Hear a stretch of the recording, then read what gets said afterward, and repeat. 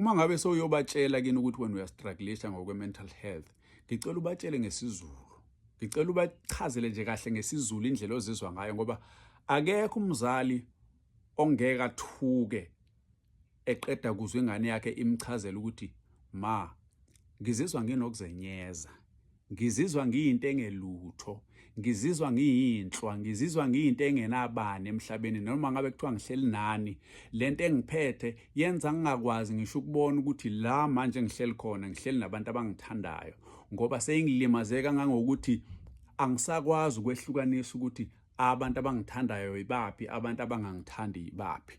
Umqondo wami sowulimele ngalendlela ukuthi yonke into engibhekene nayo emhlabeni seyibonakala ngazuthi izongilimaza.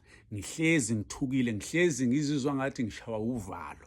Ibhlungu lento engiphethe kuhlezi kuzwakala ngazuthi khona umthwalo osindayo engiwuthwele emahlombe, ngisacela ningisize. Ibhlungu lento engiphethe. Akekho umzali ongeke angathuki somtshelele yonto. Ngisho nanoma kuthiwa mhlambe akananhliziyo kanjalo somtshelele yonto. Umzali okuzalayo akekho umzali ongeke angathuki sowusho lonto. Ngoba mangabe uyisho ngesingisi lento uzofika usho amagama amabili amathathu ukuthi mina ngifila inferior, mina ngifila anxious, mina ngifila depressed.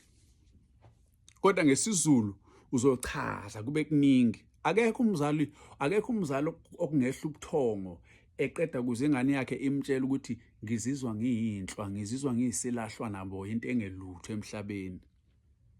Uyasizwa isiZulu, uyasizwa isigqi sesiZulu.